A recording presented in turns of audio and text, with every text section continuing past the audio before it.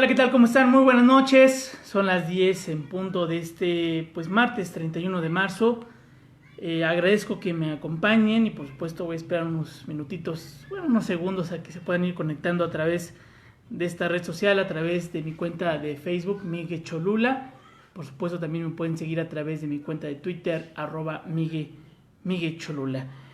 Y el día de hoy, quiero compartirles una de las exposiciones que también como parte de la maestría en política pública, principalmente en nuestras materias, es una exposición, una crítica, un análisis sobre el modelo económico implementado. En este caso me tocó el presidente Luis Echeverría de 1970 a 1976.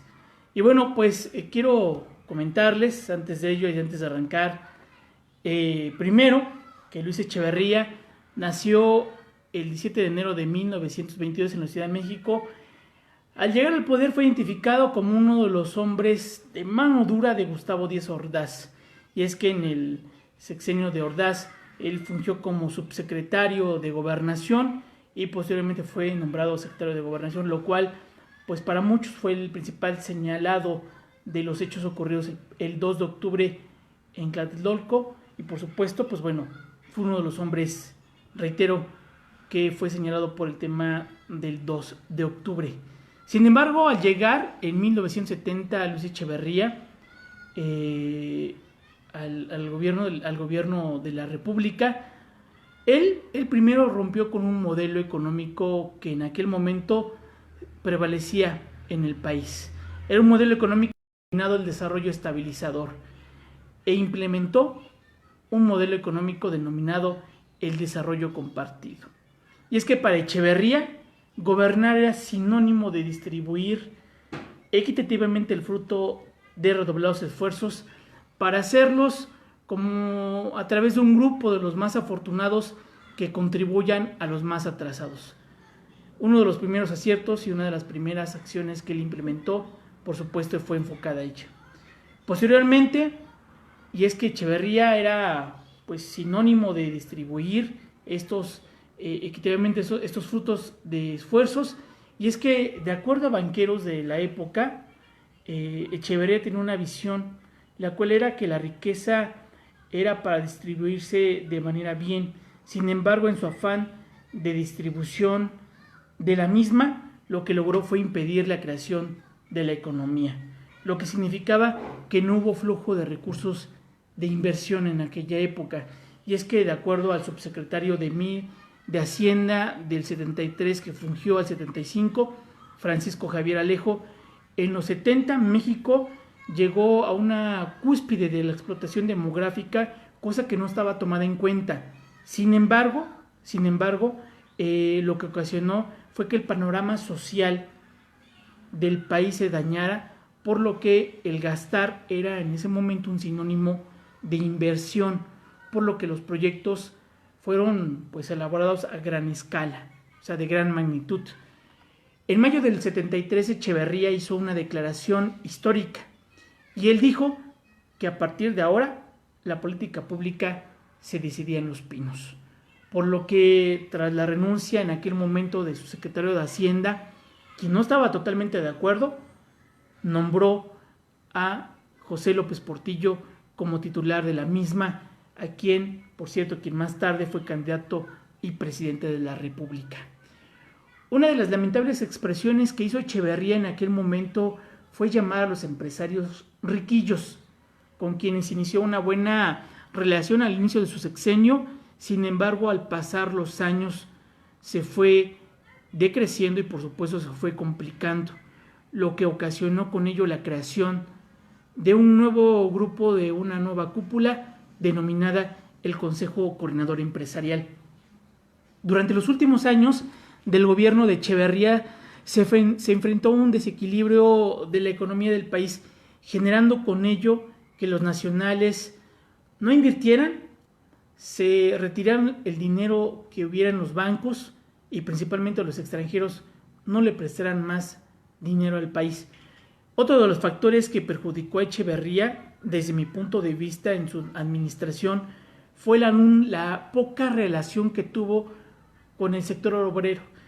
Con ello alentó pues, el surgimiento de algunos sindicatos obreros independientes, uno de ellos el tal conocido la CTM, que encabezaba a Fidel Velázquez, quien al final de la administración de Echeverría salió más fortalecido que más que desgastado, mientras que el presidente pues sufrió una gran derrota ante los empresarios y las organizaciones obreras.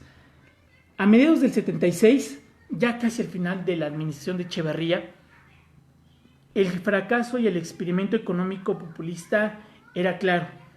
El 31 de agosto del 76, ese mismo año, el tipo de cambio del dólar se había mantenido durante los últimos años en 12.50 pesos, para decir los últimos 26 años, se sustituyó por una gran inflación que dio un inicio a un proceso de sucesivas devaluaciones que hasta hoy en nuestros días lo podemos ver. Y es que en los planos económicos Echeverría hizo crecer principalmente la deuda externa hasta límites incomparables, inaccesibles. No solo consentía, sino alentaba la inflación, y con ello el gobierno perdió la noción del rumbo en el manejo de la economía. Además, que originó que cientos de millones de pesos se invirtieran en obras que al principio pensaba explotar como la Gran y Faraónicas, fueron improductivas o porque no tenían una buena planeación. Al final del sexenio de Luis Echeverría, el proyecto económico se evidenció como un rotundo fracaso. Y es que el peso se devaluó de los 12.50 a los 25 pesos por dólar. La deuda externa creció se triplicó más bien en 6 años de 8.000 a 256.000 millones de dólares. La administración de la riqueza quedó totalmente mal. Para efectos prácticos, Echeverría fue un hombre que tenía claro al inicio lo que deseaba. Un hombre que él mismo se decía el modelo mexicano.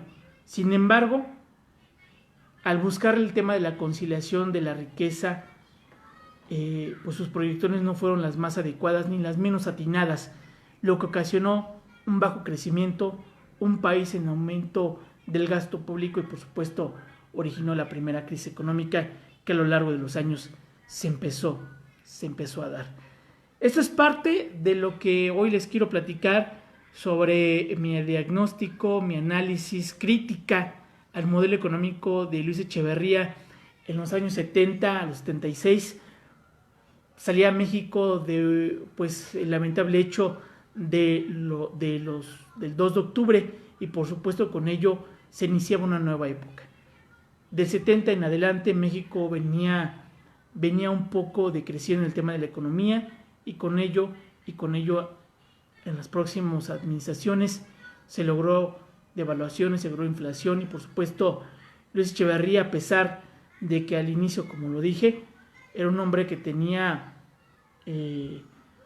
principalmente las ideas, un hombre con profundo liderazgo, no logró plantear lo que él quería, que México fuera un país de desarrollo compartido. Pues hasta aquí les comparto mi punto de vista, espero que les haya agradado, espero sus comentarios a través de las redes sociales, a través de mi cuenta de YouTube, con Miguel Cholula, sí, me pueden encontrar en YouTube con Miguel Cholula, a través de este canal de Facebook con Miguel Cholula, que hoy es parte de esta, pues, parte de la materia de la maestría de políticas públicas, donde pues compartimos el tema del análisis, por supuesto, de la administración de Luis Echeverría. Esto es como parte de la materia de modelos de desarrollo y política pública, así que les agradezco a todos. Más adelante les estaré compartiendo el link a través de las redes sociales, por supuesto, de este punto de vista. Así que yo les deseo que tengan una excelente noche. Muchas gracias y por supuesto seguimos en contacto. Cuídense mucho. Hasta la próxima.